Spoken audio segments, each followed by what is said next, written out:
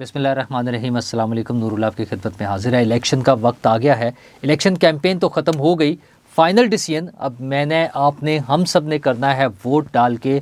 लेकिन इंडिया भी मदद के लिए आ गया है इमरान खान की।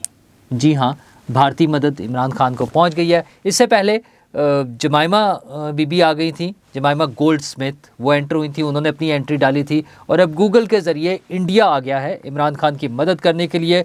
वो कैसे कर रहा है, लेकिन उससे पहले आपको बताऊं कि कैदियों के वोट काउंट हो गए हैं। खबरें आ रही हैं धड़ाधड़, और पीटीआई जीत गई है। अच्छा जी, कैसे जीत गई है वो भी मैं आपको बताऊंगा। और जाली वोट डालने की वीडियोस भी मैदान में आ गई हैं। मज़ेदार बात है ना। और इसके अलावा बिलावल भुट्टो जरदारी धमकी दे रहे हैं। किसको धमकी दे रहे हैं? तो सबसे पहले आपको कैदियों का बता दूं कि कैदियों के वोटों के नंबर्स आने शुरू हो गए कि 1500 वोट डले, फ़लाँ जेल में मेहरबानो जीत गई हैं, और किसी और जेल में जो है वो पीटीआई के कोई और कैंडिडेट जीत गए हैं। ओवरऑल सबसे ज़्यादा वोट पीटीआई को मिल गए हैं। और हमें खूब धड़ाधड़ खबरें आनी शुरू हो गई हैं, नंबर्स आ रहे हैं साथ साथ कि टोटल इतने कैदी थे, उसमें से इतने ने वोट डाला और पीटीआई जीत गई, पीटीआई जीत गई। तो पीटीआई जीत गई, ठीक है। मसला ये है कि ट्विटर पे इसी तरह पीटीआई जीतती रहेगी, क्योंकि अभी उन वोटों की काउंटिंग का वक्त नहीं आया। इलेक्शन कमीशन ने एक ये वो कर दी है, प्रेस रिलीज इशू कर दी है, आप देख सकते हैं, जिसके मुताबिक उन्होंने बताया है कि ये वोट जो हैं बैलेट जो हैं पोस्टल बैलेट, ये वोट्स की काउंटिंग के वक्त ही खुलेंगे और वहीं पर उसका फ़ैसला हो जाएगा, वो उसमें शामिल हो जाएंगे। तो अभी से जो आ रही हैं ये ख़बरें, पीटीआई के चाहने वाले, चूँकि पीटीआई को जिताया जा रहा है सब में, तो सारे पीटीआई वालों की तरफ से होगा। वैसे तो मुझे समझ नहीं आती इसमें कौन सी फ़ख्र की बात बता रहे हैं कि जेलों में जो कैदी हैं उनमें वो जीत गए हैं। चलो ठीक है, वो अच्छा हाँ, उसकी एक वजह हो सकती है कि पीटीआई के काफ़ी सारे लोग भी तो अंदर है ना, अभी ताज़ा हुए हैं, तो लेकिन इतने सारे वो नहीं होंगे जितने उनको वोट वो बता रहे हैं।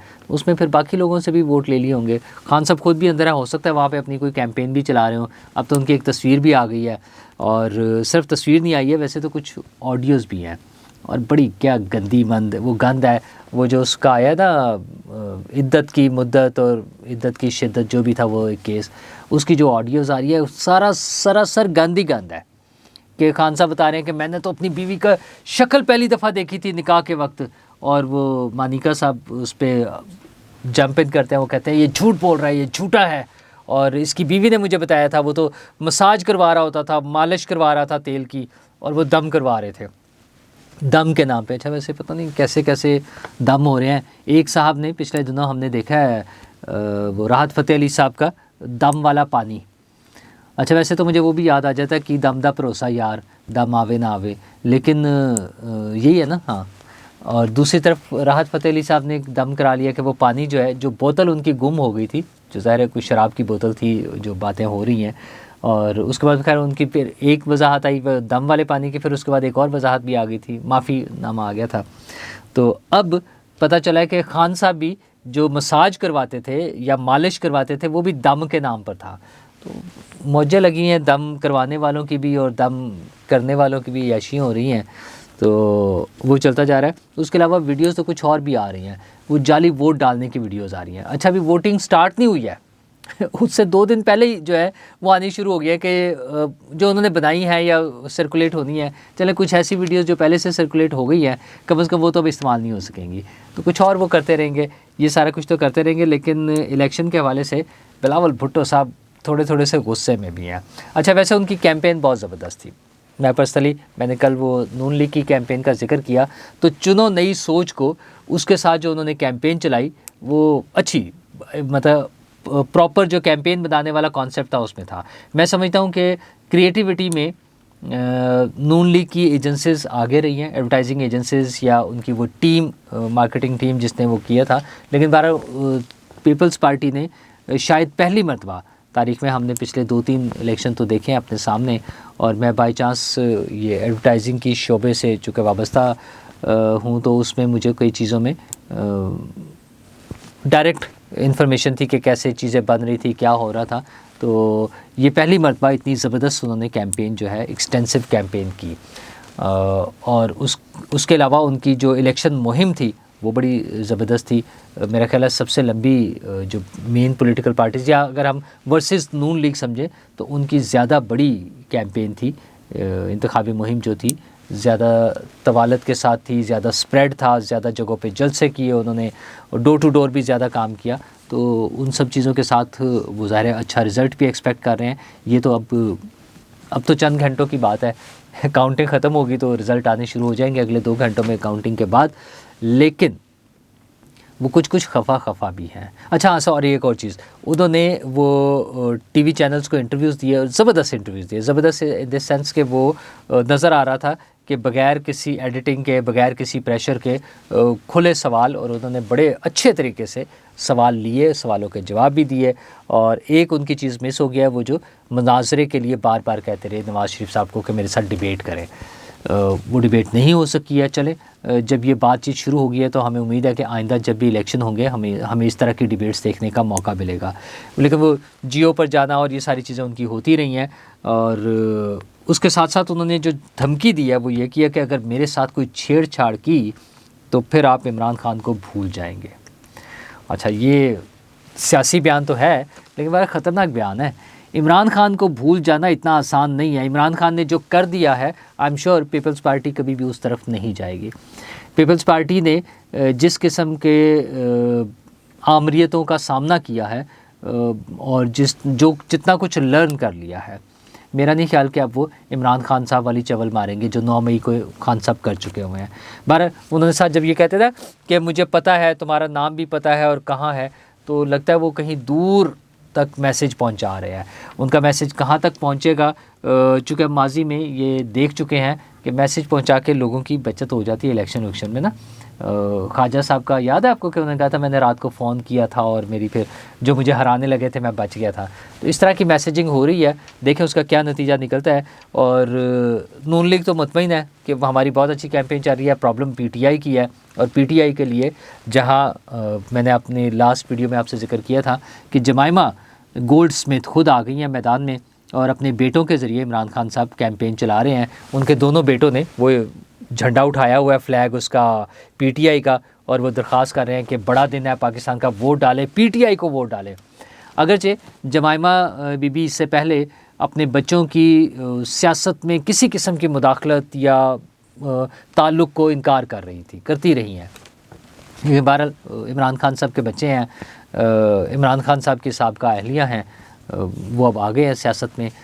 अगर एक पॉलिटिकल पार्टी के लिए वोट मांगे जाएं तो इसको सियासत ही कहेंगे, और क्या कह सकते हैं। लेकिन मसला ये है कि अब उनकी मदद के लिए इंडियन इमदाद भी आ गई है, भारतीय इमदाद भी आ गई है। वो किस तरह से कि कुछ वेबसाइट्स पर इंतहाई फौश कह लें या गंदे इश्तहारात कह लें वो चलाए जा रहे हैं, और उसमें टारगेट किया जा रहा है टॉप पर्सनालिटीज़ को। मतलब मैं क्या अब कहूँ, वो इस्टेब्लिशमेंट है, जुडिशरी है, और इमरान खान साहब के ओपोनेंट्स हैं। अच्छा, ये उसमें ट्वीट कर दिया है वो इश्तहार का वो लेकर वीडियो बनाकर तलत साहब ने, ये तलत हुसैन साहब का एक ट्वीट है जो, अच्छा ये इश्तहार मैंने भी देखा और मेरा ख्याल था कोई वायरस आया होगा या पता नहीं क्या होगा, मैंने थोड़ा सा इसको इग्नोर किया। लेकिन खैर तलत साहब ने जब इसको पॉइंट आउट कर दिया तो उसके बाद पाकिस्तान अखबार ने, डेली पाकिस्तान ने उसकी एक वजाहत भी शाया कर दी है।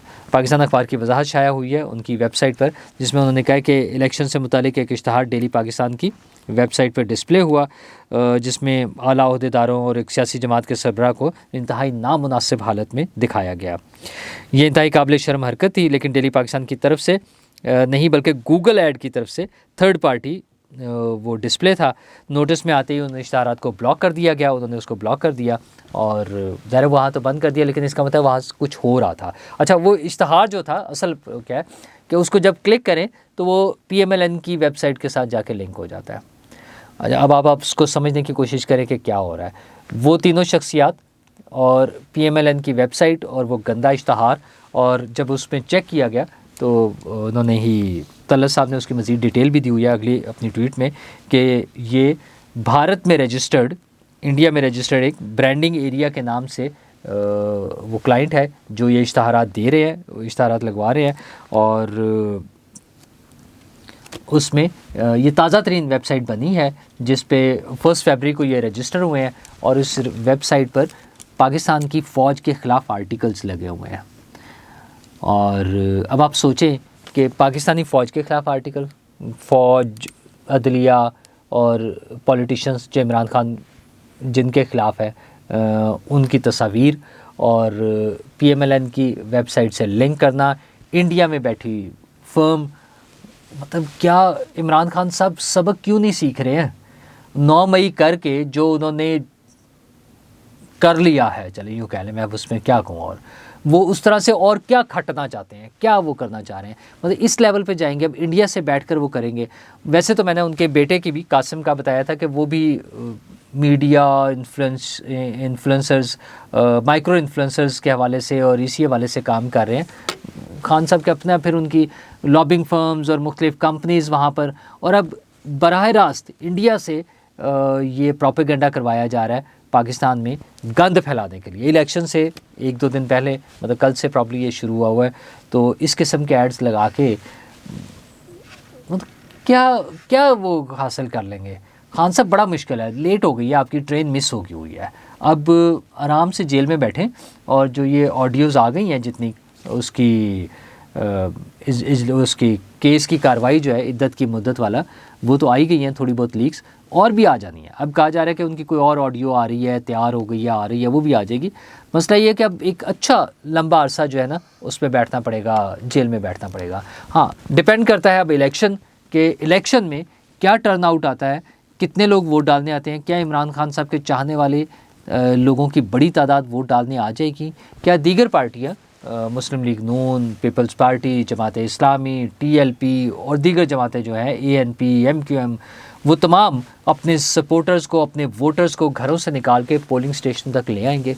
अगर अच्छा बड़ा टर्न आउट होता है तो मज़ेदार रिज़ल्ट्स आएंगे। हर जमात को, हर पार्टी को उम्मीद है कि वो जीत रहे हैं, और ख़ुसूसन वो पार्टियाँ जिनके उम्मीदवार बड़ी तादाद में है। अच्छा, लेकिन छोटी वाले भी पीछे नहीं है, मतलब IPP के तादाद जो है उम्मीदवारों की वो बहुत कम है, लेकिन उन्हें उम्मीद ये है कि इलेक्शन के बाद जो बहुत सारे आज़ाद उम्मीदवार होंगे, उनमें से एक बड़ी तादाद उनको मिल जाएगी। ऐसी ही ख्वाहिशात और प्लानिंग्स पीपल्स पार्टी की भी हैं, और इसी तरह की उम्मीदें मुस्लिम लीग नवाज़ को भी हैं कि आज़ाद जीतने वाले लोग हमारे साथ आ जाएंगे। एक बात तो वाज़ेह है कि जिस पार्टी की बज़ाहिर या अपेरेंट ज़्यादा सीटें होंगी, वो सबको अट्रैक्ट करेगी। आज़ाद उम्मीदवारों को भी नज़र आ रहा होगा कि इनके साथ जाने का फ़ायदा है। तो अब तो चंद घंटे हैं, इलेक्शन के रिज़ल्ट आने शुरू हो जाएंगे। ये गंद, ये वीडियोज़ और इस तरह की चीज़ें, वो चाहे पाकिस्तान से बैठ के कर लें, चाहे इंडिया से बैठ कर लें, नतीजा इनका कुछ भी नहीं निकलता। नतीजा निकलना है मेरे और आपके वोट से। तो निकलें और वोट डालें अपनी मर्ज़ी की, अपनी पसंद की पार्टी को, और फिर उसके बाद हम पार्टी से डिमांड करेंगे कि सर प्लीज़ मेरे, आपके और पाकिस्तान के लिए काम करें। शुक्रिया।